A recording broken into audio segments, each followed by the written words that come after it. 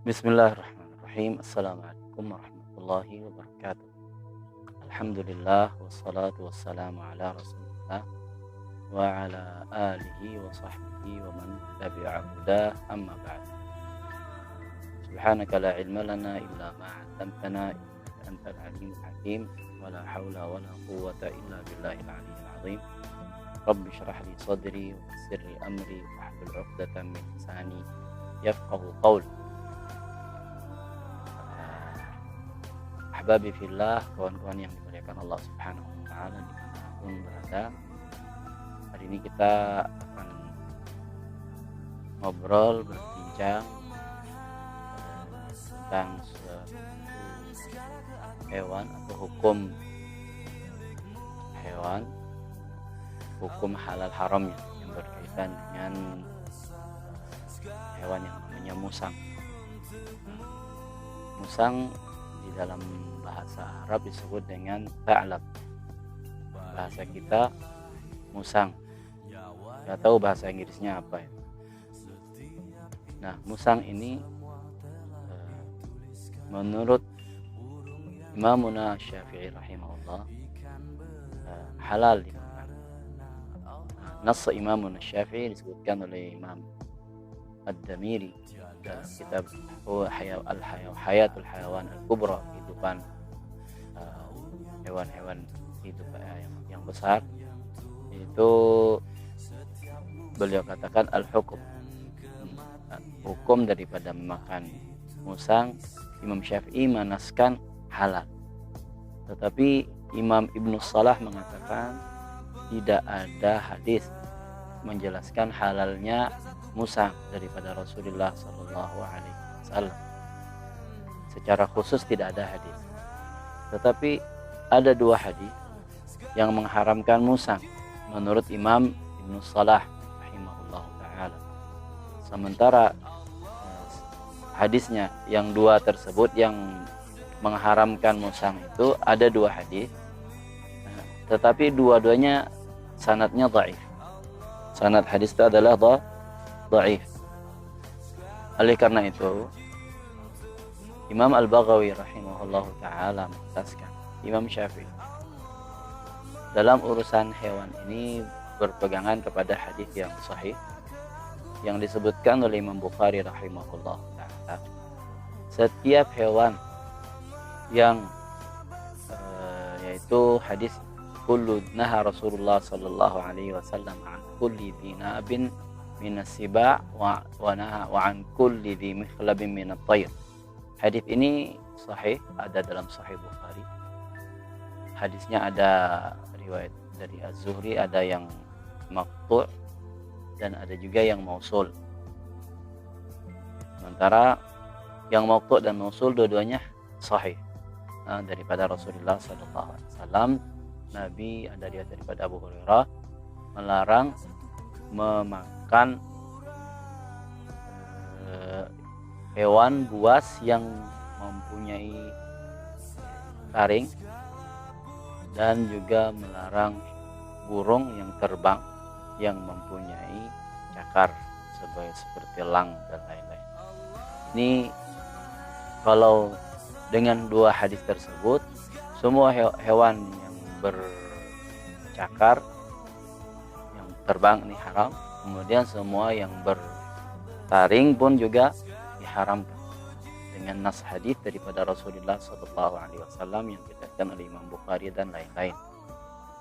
Itu satu. Yang kedua, yang diharamkan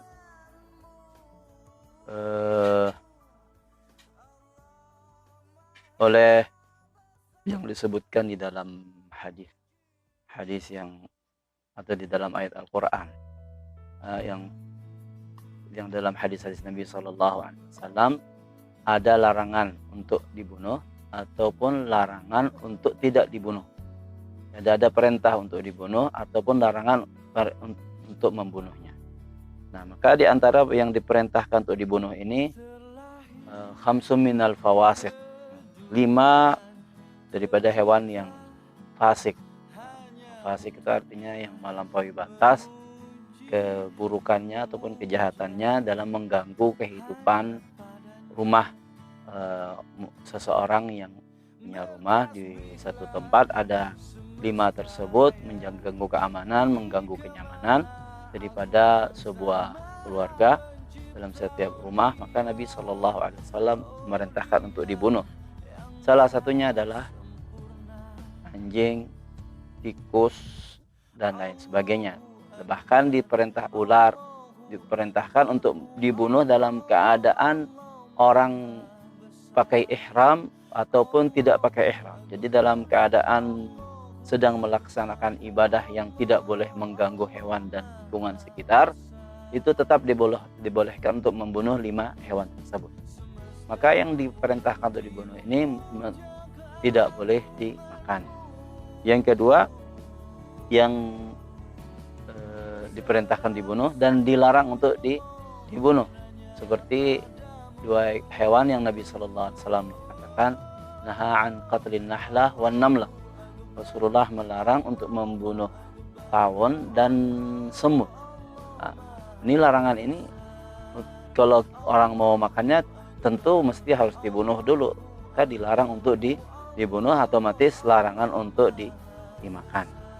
Nah, Imam Syafi'i rahimahullah ta'ala punya pemahaman seperti itu. Maka yang satu yang dinaskan yang punya taring, dan 2 yang mempunyai cakar, 3 yang dilarang untuk dibunuh, 4 yang diperintahkan untuk dibunuh. Nah, setelah itu selain daripada yang 4 macam yang telah kita sebutkan tadi itu dikembalikan kepada kebiasaan bangsa yang dimana Al-Quran turun dengan bahasa mereka, dan menyerahkan yang lainnya sesuai dengan pandangan mereka dan kebiasaan adat mereka, baik buruk, jijik atau tidak jijik menurut mereka. Sehingga di dalam surat Al-Maidah ayat 4 disebutkan oleh Allah, ayat 3, yas'alunaka madza uhilla lahum. Mereka bangsa ataupun kaum muslimin di zaman Quran turun itu bertanya kepada engkau apa yang dihalalkan bagi mereka. Yas'alunaka madza uhilla lahum. Maka Allah katakan kepada mereka, uhilla lakumut thayyibat, dihalalkan kepada kalian yang baik-baik. Nah, baik-baik ini pada waktu itu standarnya kebiasaan mereka, yang menganggap baik apa, yang mereka anggap tidak baik apa. Sehingga Al-Quran mempercayai bangsa Quraisy atau bangsa Arab secara keseluruhan, menurut pandangan mereka baik, maka itulah yang dianggap baik. Karena Allah Subhanahu wa taala tahu di mana menurunkan Al-Qur'annya. Dalam ayat yang lain di surat Al-An'am Allah berfirman, Allahu a'lamu haitsu yaj'alu risalatah. Allah yang lebih paham, lebih mengetahui, lebih mengerti di mana Allah turunkan risalahnya, yaitu Al-Qur'an. Akhir zaman, Nabi akhir zaman, di mana Allah pilih, Allah mengetahui. Jadi pada waktu itu satu-satunya bangsa yang terpilih adalah bangsa Arab. Yang Allah tahu mereka belum tercampur, budaya mereka masih asli, masih sesuai dengan fitrah asal kejadian mereka. Maka mereka lah yang dilantik oleh Allah Subhanahu wa taala untuk dipilih dari bangsa mereka Nabi akhir zaman. Oleh karena itu standar bangsa Arab ini yang diakui oleh Al-Quran langsung oleh Allah Subhanahu wa taala melalui Al-Quran, mengakui pandangan ataupun kebiasaan adat baik mereka dan buruk mereka itu akan menjadi standar. Mereka suka mereka makan, atau mereka tidak suka mereka tidak makan, mereka anggap jijik tidak mereka makan. Itu merupakan satu standar, karena itulah yang Allah kehendaki. Maka akhirnya turunlah ayat yang tadi itu mengatakan kepada mereka, qul uhilla lakumut thayyibat, dihalalkan bagi kalian yang baik-baik. Oleh karena itu Imam Syafi'i rahimahullah ta'ala menghalalkan atas dasar ini, karena kebiasaan bangsa Quraisy, bangsa Arab memakan musang. Akhirnya beliau pun juga menganggap itu adalah kembali kepada ayat tadi, masuk di dalam umum perintah Allah ataupun firman Allah Subhanahu wa taala, Al-Maidah ayat 4, ayat 4 dan ayat 5. Maka semoga Allah berikan kepada kita kefahaman. Jadi seandainya orang yang bertanya sekarang musang halal apa enggak, sebenarnya halal menurut pandangan Imam Syafi'i dengan dalil Quran surat Al-Maidah ayat 4 dan ayat 5. Itu firman Allah Subhanahu wa taala, "Qul uhilla lakumut thayyibat." Katakan kepada mereka, dihalalkan untuk mereka adalah at-thayyibat, yang baik-baik. Demikian, semoga Allah Subhanahu wa taala berikan kepada kita kefahaman. Semoga Allah Subhanahu wa taala lindungi kita, pahamkan kita, beri taufik hidayah untuk mengamalkan perintah Allah dan sunnah Rasul sallallahu alaihi wasallam. Wa akhiru da'wana alhamdulillahi rabbil alamin. Terima kasih, jazakumullahu khairul afu minkum. Wassalamualaikum warahmatullahi wabarakatuh. Nggak ada anunya, tunggu sampai ketemu dalil haramnya. Halal. Ya. Tidak haram kalau belum ada nas tentang haramnya. Nah, masalahnya yang ini kan sudah ada, Pak. Jadi istilahnya sudah ada di bangsa enggak. Kalau yang ini apa? Mengkiaskan atau ya itu karena sudah ada, mereka pun juga akhirnya ijtihad dalam hal. Jadi kalau dimasukkan di dalam yang tadi itu masing-masing enggak sama sih, cuman beda kalau di sini kalau kita lihat.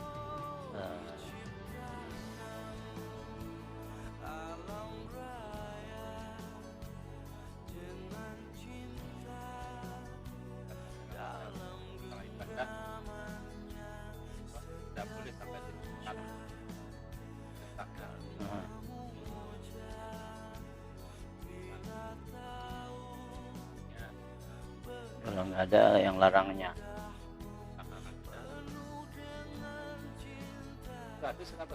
Apanya itu? Nah, itu hanya kaidah fikih. Ya.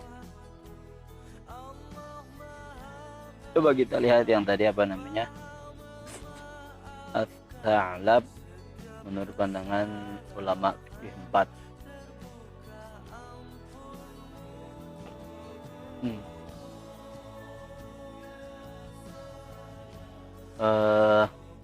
Jadi sini hewan istilahnya disebutkan dalam istilah di sini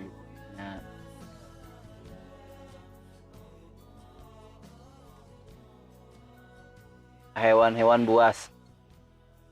Yang dimaksud dengan hewan buas, setiap hewan yang mempunyai ring, dengan taring tersebut dia memakan mangsanya. Baik dia jinak, seperti bisa dijinakkan seperti anjing dan kucing, atau dia buas seperti singa dan serigala dan harimau.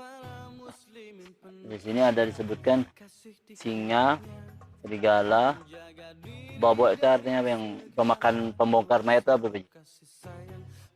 Bukan, biasanya kuburan suka digali sama dia terus dia sukanya makan bangkai. Ya kakinya depan panjang. Nah, belang-belang itu kalau dalam bahasa Arab namanya babok. Babok itu kena ya. Nah, itu tuh dimasukkan dalam kelompok singa, serigala. Kemudian ta'lab, musang. Itu termasuk juga, dan kucing hutan. Sinjab itu tupai. Wal fatak wasamur wadul abu mufrid wadub, begitu pula beruang, musang, bukan apa namanya tuh, monyet, awa, gajah. Nah, dianggap buas, masuk dalam hitungan kelompok yang buas. Dia punya taringnya panjang banget. Jadinya beda diri. dan makanannya buas itu apa? Nah, Buas itu yang makan hewan lain. Nah, kategori ini sekarang kita lihat dari madhab Syafi'i, Imam Abu Hanifah, semuanya tuh haram, masuk satu kelompok itu menurut Imam Hanafi. Tapi Syafi'i, Hambali, dan satu pendapat dari para ulama Maliki itu dikecualikan tadi yang babok tadi, dikecualikan ghair anna babok ya, babu, ta'lab, musang. Nah, Imam Abu Yusuf, muridnya Imam Abu Hanifah, berdua ini menganggap dua-duanya itu halal.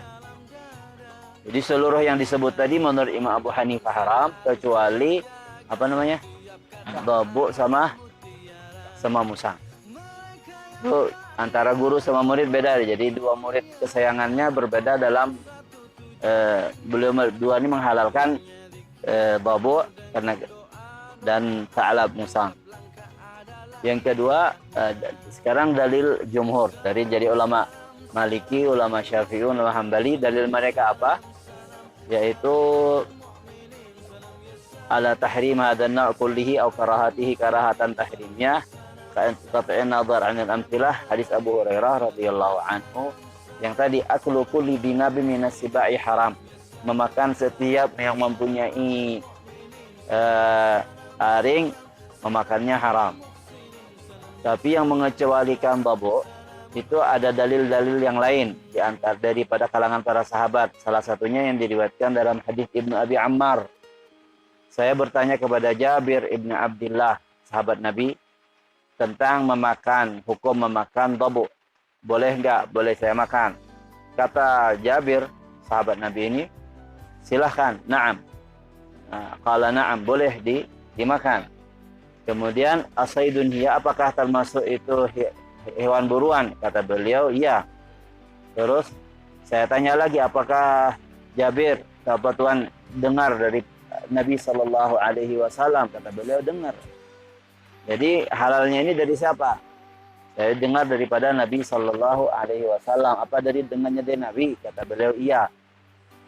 Nah, kemudian diriwayatkan juga dari hadis Nafi'. Nafi' pembantu ataupun hamba sahayanya Maula Ibnu Umar. Beliau menceritakan tentang seorang yang bertanya kepada Ibnu Umar bahwa Sa'ad bin Abi Waqqas memakan riba. Makan babu ini. Apa namanya bahasa Inggrisnya? Hina. Hina. Hina.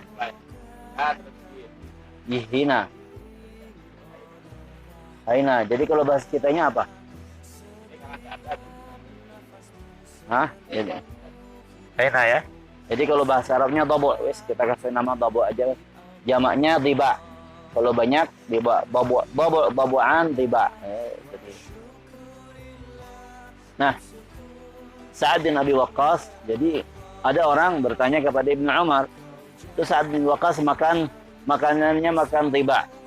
Kata Nafi', maka Ibnu Umar radhiyallahu anhu mendengar itu tidak mengingkari, beliau diam aja. Berarti halal. Nah, dan qaul yang masyhur menurut ulama Maliki, makruh tanzih riba itu, atau makruh tanzih memakan hewan-hewan buas, baik dia jinak di rumah-rumah seperti kucing dan anjing, ataupun buas seperti singa dan serigala. Nah, itu menurut qaul Maliki yang masyhur. Nah, makruh tanzih saja, bukan haram. Sementara bagi kaum ulama Maliki pun juga punya pendapat yang kedua, yaitu dalam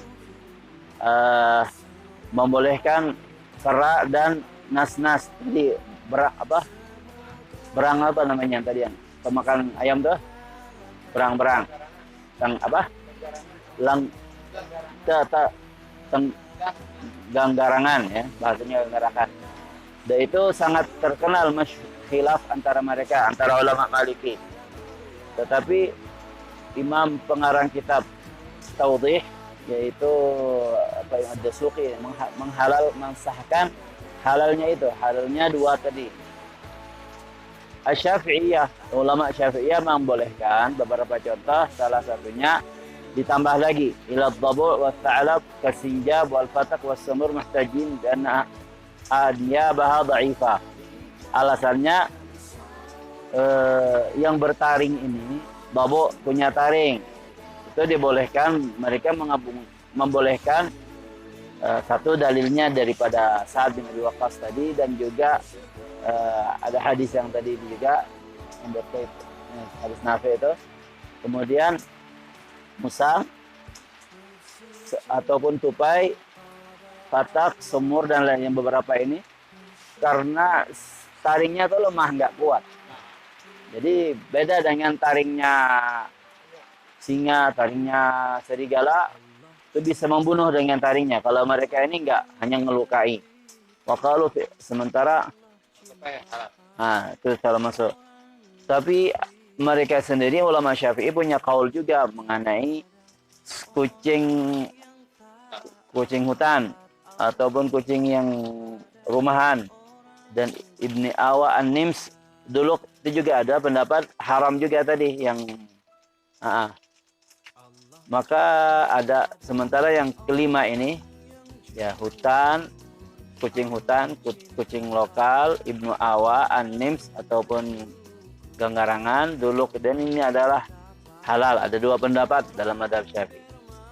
Nah, sementara ulama Hambali membolehkan semuanya itu daripada semuanya yang dibolehkan oleh ulama Syafi'i, hanya satu tok yang boleh, yaitu ad-dhabu. Dhabu. Dan mereka katakan bahwa musang, kucing hutan itu riwayat bil ibahah. Ada satu riwayat juga boleh, ditambah dengan ada dua riwayat dalam Hambali ini. Satu membolehkan, yang boleh itu hanya dhabu saja.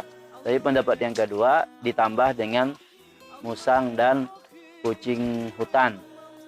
Adapun Maliki, dalil mereka apa? Berdalil dengan firman Allah, "Qul la ajidu fima uhiya ilayya muharraman ala ta'imin yat'amuhu illa yakuna maitah." Surat Al-An'am ayat 145.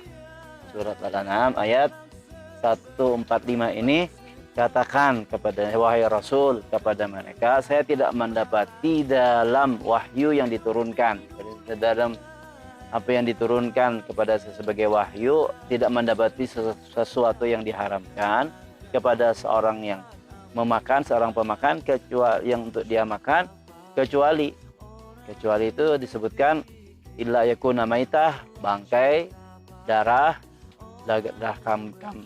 babi, illa yakuna maitatan aw daman aw lahma khinzir. Hanya itu yang disebutkan. Selain daripada itu maka hukumnya halal semua. Fa inna luhumas siba' laysat mimma tamanatul ayah. Karena hewan buas ini juga tidak termasuk yang dikandung oleh ayat tersebut, maka hukumnya halal. Adapun yang disebutkan tentang larangan memakan yang mempunyai taring itu makruh. Maksudnya adalah dimakruhkan. Ini mazhab Imam Maliki. Wallahu a'lam.